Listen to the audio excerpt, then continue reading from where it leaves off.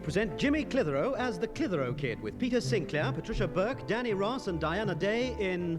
Another Mother for Ossie.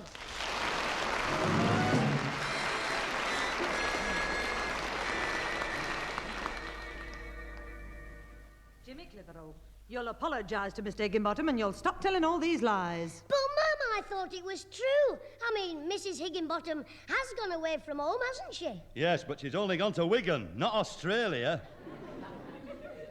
Your Ossie'll be disappointed. I told him he'd probably be getting a kangaroo for Christmas. There you are, he needs a good belting. Spreading nasty rumours about me and the missus. Every time I show me face in the street, people start sniggering. No wonder with your clock. What? It's behind the clock, the letter. I'm just going to post it for my granddad. Never mind the letter. Who told you about Mrs. Higginbottom leaving home? The vicar at Sunday school. The vicar told you? Well, he didn't exactly tell me. He was telling my teacher, and I accidentally dropped my hymn book near this keyhole, you see. I might have known. Listen, Clitheroe, the next time you do any earwigging, make sure you get the facts right. My wife's gone to Wigan to her sister's to meet her brother who's home on holiday from Australia.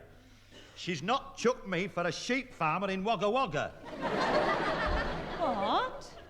How dare you, Jimmy? Can I come in? Oh, yes. Come in, Mrs. Butterworth. Oh, tar, Pat, I wanted to catch Higgy, and I saw his taxi outside your house. Oh, that's all right, Florrie. Come in and sit down. No, I won't stop. I've brought Higgy a few buns. Jimmy told me about his wife being away. I hope you didn't believe all those lies, Florrie. Lies? Well, Jimmy said he'd gone to Wigan to her sister's to meet her brother from Australia. Oh, did he? Yes, I told you the truth, didn't I, Florrie? I mean, Mrs. Butterworth. Well, I don't know. I mean, I've never seen the brother. What did the brat say about the wife's brother? Well, he may be coming from Australia, but I'm sure he wouldn't be covered with paint with a bone through his nose. Oh, heck, I'd forgotten that. Well, I'll be off now. Ah, so will I. And you watch it, young Clitheroe. Oh, don't worry, I'll be very careful from now on. You'd better be. From now on, if you put a foot wrong, I'll cut it off. I'll see that it doesn't cause any more trouble. Aye, and I'll see you in the Rose and Crown tonight, Higgy. Well, come on, Iggy. I want a word with you in private. Ta-ta, everybody. Ta-ra, Mrs. Butterworth. Nice to have seen you again, Mr. Higginbottom. Belt up. Come on, missus. Now then, what is it, Mrs. Butterworth? Oh, Florrie to you. Hey, listen, your boss has been on the phone to me again. Who, Mr. Whiteside? Yes, handsome Harry Whiteside. Taxi proprietor, man about town, bachelor gay, and man of extreme good taste. What's that supposed to mean? Well, he fancies me, doesn't he? So it seems. Is he after another date? Yes, tonight, I think. He's going to let me know definitely after tea. Well, he'd done a good thing there. I mean, he's single, lives in that big house, owns a fleet of a dozen taxis, and he's got money to burn. And I'm just the one to start a bonfire. He'll have his hands full if ever he marries you. You're a rum cup of cocoa, no mistake. Hey, did he say where he were taking you? Ah, yes, to that posh country club outside town. Well, he'll meet me there. One of his taxis will call for me. Oh, I expect that'll be me. He said he might be wanting me for a special job tonight. Well, I'll let you know after he phones me. Ah, well then, I'll look forward to changing into my best clobber and whipping you up to the country club. Who's that in the door? Alfie, is that you and our Susan snogging? No, it's me and Mrs. Butterworth. Oh, well, don't mind me. Carry on snogging. Jimmy, don't you go round telling stories about me and Mr. Higginbottom. We're just good friends. Yes, just remember that. Oh, I'll remember. I'll tie a knot in my hanky. You do that. Because if I hear you spreading any more gossip, I'll tie a knot in your windpipe.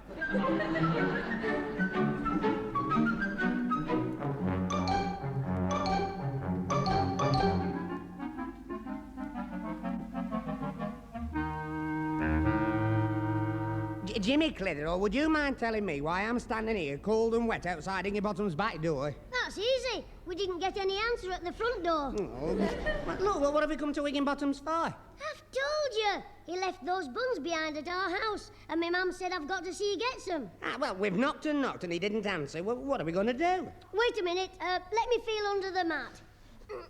Oh, yes. Here it is. What's that, a key? Yeah, I remember Ossie telling me when Mr. Higginbottom goes to the pub and he's late back, his wife leaves this key under the mat. What, you mean for Mr. Higginbottom? No, for the dustman who fetches him home on his cart. Hey, that's a good one. Old Iggy coming home from the pub on a dust cart. Yes, with all the other rubbish. Oh, look, I can't reach the lock. You open the door for me. Yeah, right, yeah, Jimmy. Hey, with all the other rubbish, I like that. Now, find the light switch. It's on the left somewhere. Ooh, like it's dark. Yeah, I'll just feel along the wall. Hey, what's that horrible smell? It can't be Ossie. Is it his aunties? Yeah, I am. Mrs. Higginbottom's away in Wigan. Yes, that only leaves Higgy, the old bear. Yeah, now, just shut up while I find the switch. Got you. What's going on? He's here, Jimmy, Mr. Bear. We didn't know you were in your dustbin, you kid. What? Where's the light?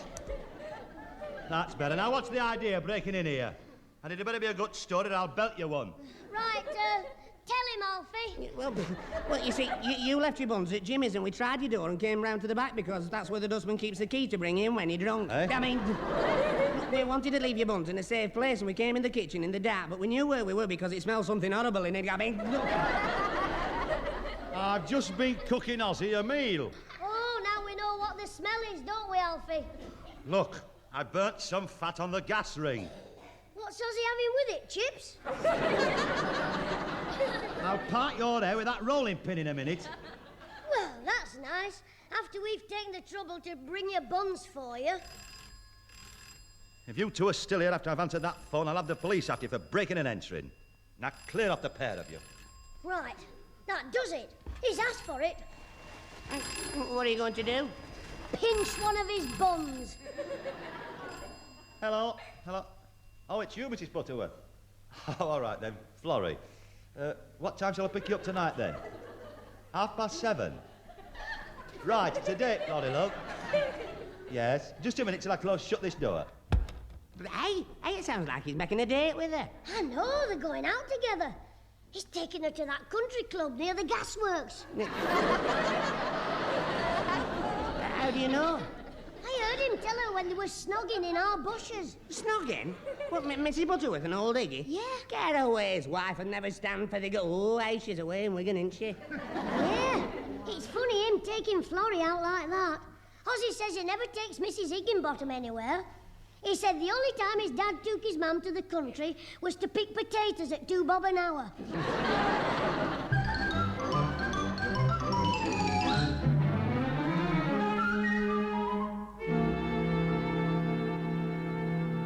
Well, Alfie, now we've tidied up the front room, what shall we do next? I mean about the tennis club annual meeting. You did say it was tomorrow night. Well, that's what the chairman told me on Friday. Give us a kiss. Look, I'm club secretary and I've got to get everything ready. Where did I put those minutes? Oh, never mind those minutes. Just give me a few minutes. Stop it, will you? Sorry to disturb you two, but I've come for the rent. What, right? What are you talking about? Well, my granddad has let you have this room for 5 bob an hour to snog in, hasn't he? Oh, get out, will you? Get out! You know, miss, you not only look like my sister Susan, but you've got a rotten temper like her as well. What are you talking about? She is your sister. And you, sir, you're the living image of my sister's daft boyfriend, Alfie Hall. I am a daft boyfriend, you twit. I mean, she's Susan and I'm me. Yeah, Alfie. We're not somebody else. But you can't be Susan and Alfie, because right now Susan and Alfie are at a tennis club meeting. The meeting isn't until tomorrow. Are you sure? Yeah, it's tomorrow, Wednesday. So will you just clear out and... Alfie, What? today's Wednesday. Is it? Well, fancy that, 'cause that's the day they're having the tennis club. That's what you want, a club around your nut. Oh, Susan, I'm sorry. We should have been there at 7. It's 10 past now. I'm going upstairs to get ready. You're right, Susan. Oh, she's mad at me again. Well, never mind, Alfie. Come in the living room. We'll play a good game I've just thought of. What's that? Well, you hide £1/crown in my trouser pocket, and if I find it, it's mine. Well, it's nice of you to lend me this handbag, Pat. It'll just go right with my costume. Oh, not at all, Florrie. I must say, you look very smart. Oh, he'll fall for you, whoever he is. It must be a heavy date, all right. Can we be expecting to hear wedding bells soon, Florrie? Perhaps, if I don't drop a clanger. Well, I must be off. Thanks again, Pat. I'll let myself out. Bye-bye, Florrie. Have a nice evening. Enjoy yourself. I will. Cheerio. Ta-ra, Duchess! Well, what about that? I've never seen her dressed up to the nines like that before. You're right, Pat. Whoever this fellow is, he's certainly made an impression on Florrie, all right. I wonder who he is. Don't you know? It's Mr. Higginbottom. Mr. Now, Jimmy, you've been warned about telling lies about Ossie's father. It's true, Mum. We heard him fixing a date for tonight with her, didn't we, Alfie? Yeah? You what, Jimmy? Isn't Mr. Higginbottom picking Florrie Butterworth up at 7:30 and taking her to the country club? Oh, yeah, it's terrible. While the cat's away, the big rat's playing about with Mrs. Merriweather. Now, don't start thinking the worst before you're sure. If people don't look for scandal, they won't see any. I believe in minding my own business. I believe in minding my own business. That's what me granddad said, Alfie. Yeah, I know that. If people don't look for scandal, they won't see any. And there he is at the window, with his eyes popping out like gobstoppers. What was that, Jimmy? I said, I think I'll pop out for some gobstoppers. Oh, don't be silly. The shops are closed. Here's your tea, Father. Just leave it on the table, Pat, thanks. If you want to have your tea, Grandad, I'll stand guard at the window. You keep away from that window, they'll think we're spying on them. Well, we are, aren't we? Your mother doesn't want them to think we're a lot of nosy Parkers. So we just have one nosy Parker, me Grandad. Yeah. No, I didn't say that. My. Higginbottom certainly got himself dolled up to take Florrie out. He's wearing his new cap and a navy blue blazer. What, no trousers? Oh, you're a lad, you are. One must see what Florrie's wearing. I'll go and get you the camera, Mum. Then you can sell pictures to the neighbours. Don't you be cheeky. Well, why is it they'll only think we're spying if I look? What's happening, Mr. Sinclair? Higgy's helping Florrie into the taxi. He's holding her arm. Well, what do you expect him to hold her foot? Well, I wouldn't have believed it, but there they are in the taxi. It just shows you. They're barefaced about it. I mean, they don't know who might be watching them. I know. All the grown-ups in the street will be watching them. While they're telling the kids, keep away from the window and don't be nosy. All right, funny boy. I just wanted to be sure that you were telling the truth, and I think it's disgusting. What, me telling the truth? No, that's a miracle. Your granddad means it's disgusting, a married man going off with another woman. It's all right if you get a divorce from a judge. Well, perhaps Mr. Higginbottom's got one. He was up for speeding last week. He might have got a divorce at the same time to save 2 journeys. Oh, son, you've got a lot to learn. So has Mrs. Higginbottom. Hey, if Mr. Higginbottom marries Mrs. Butterworth, will Ossie have to change his name to Butterbottom?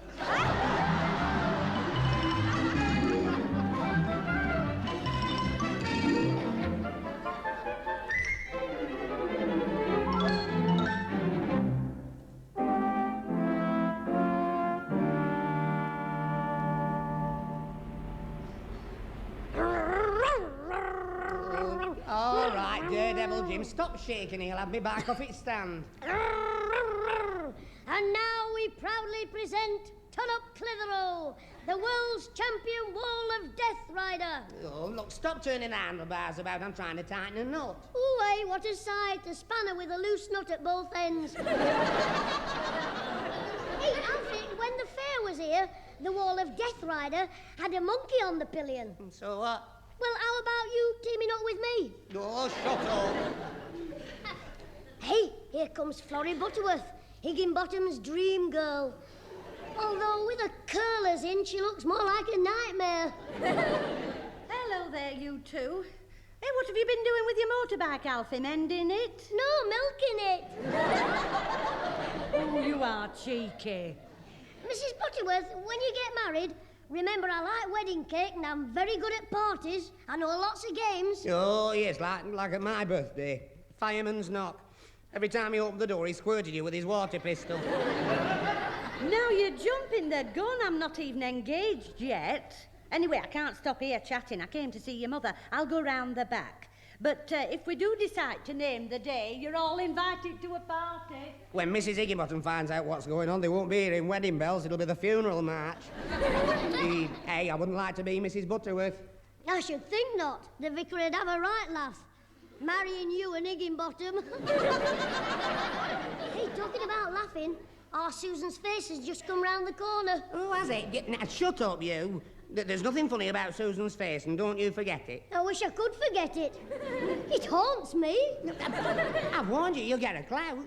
Hello, what's the trouble with my cheeky brother now? Nothing. Alfie was just talking about you. Yeah, but well, I mean, not talking about you, just talking. Yeah, about your face. That's right. He said it's no joke having a face like yours. Exactly. No, I didn't. Look, I said it wasn't funny. Having a face like hers. Yes, no. He's twisting me words, Susan. I know. He wants his neck twisting. Anyway, ignore him, Alfie. Was that Mrs. Butterworth going round the back? Yes, she's going to see your mother. I don't know how she dare show her face the way people are talking. Well, you show yours and Alfie talks about... Yeah, shut up.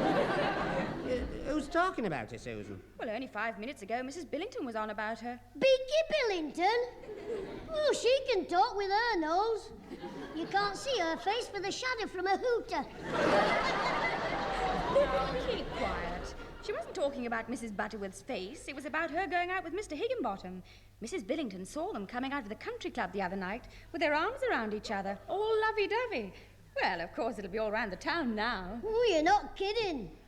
Here is the 9 o'clock scandal, and this is Parrot Conk spreading it.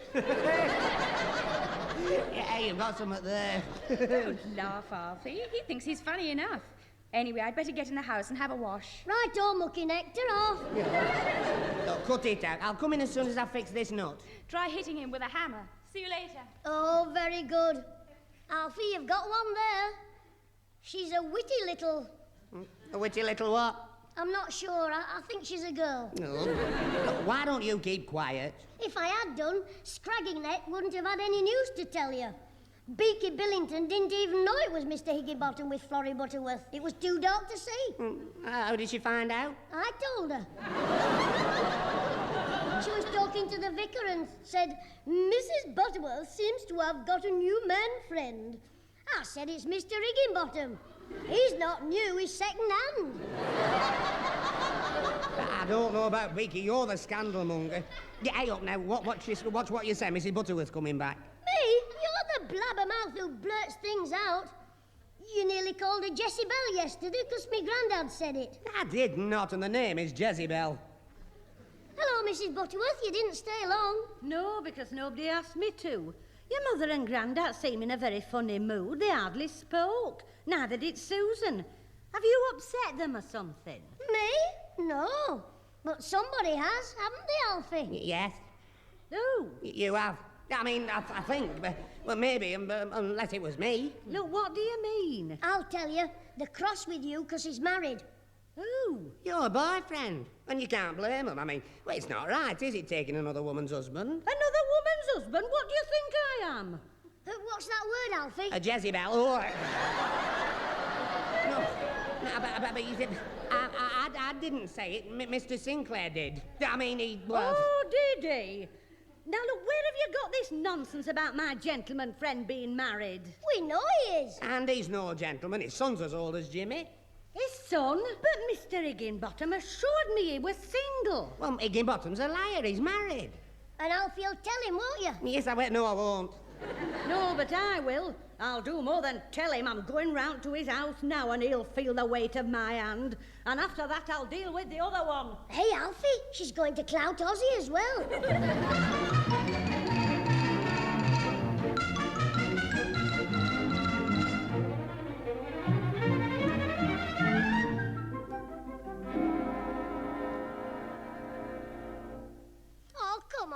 Grandad. You're a pal of Higginbottom's. You could take us round to see the fight. I'm no friend of that woman chaser anymore. But she's chasing him now. Probably with a frying pan. Look, you're not going anywhere near that man's house. But anyway, she'll have knocked him out by now. I mean, the way she looked when she dashed off. Well, we might get there in time to see a clout Ossie.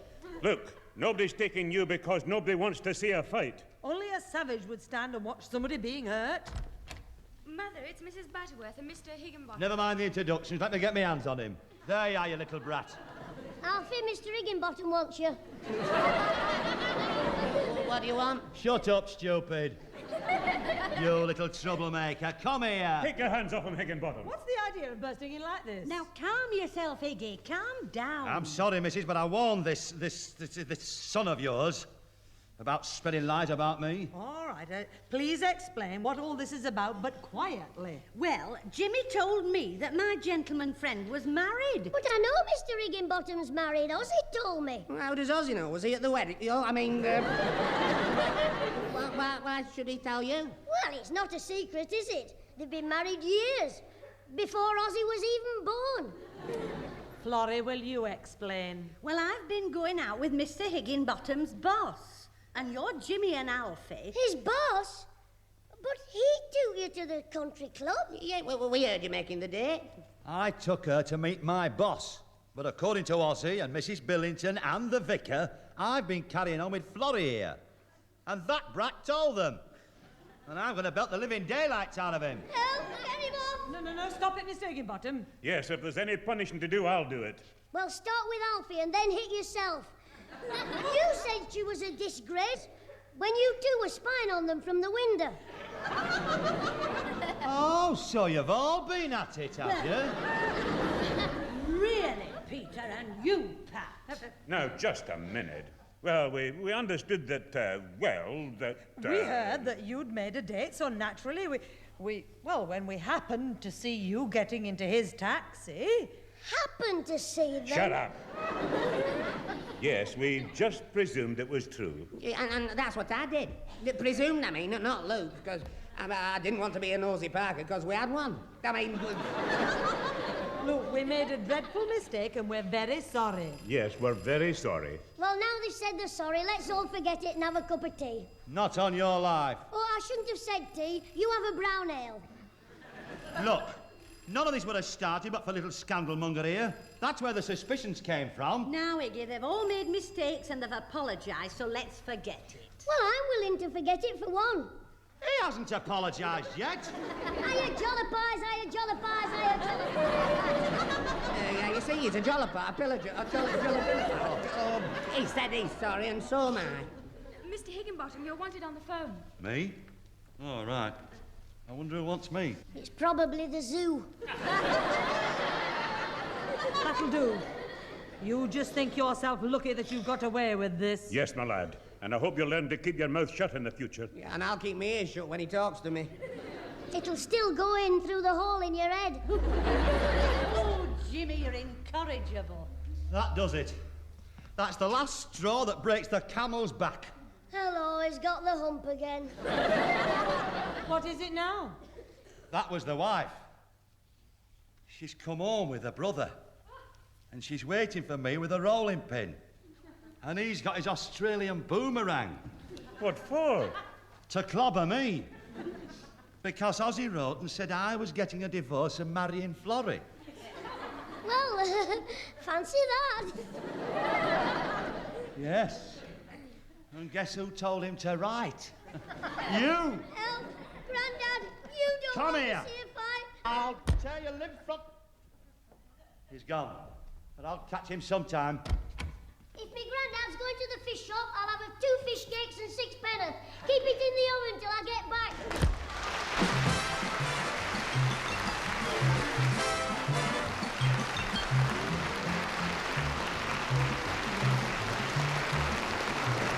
Those involved with the Clitheroe Kid this week were Peter Sinclair as grandfather, Patricia Burke as mother, Danny Ross as Alfie Hall, and Diana Day as Susan, with Molly Sugden as Florrie Butterworth and Tony Melody as Mr. Higginbottom. The recorded programme was written by James Casey and Frank Roscoe, produced by James Casey, and starred Jimmy Clitheroe as the Kid himself.